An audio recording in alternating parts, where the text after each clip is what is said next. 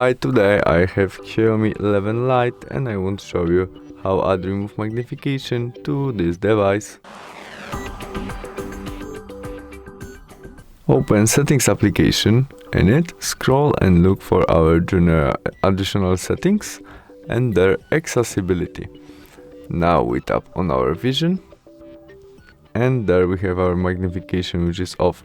We must turn on our magnification shortcut, confirm by OK, and we have it.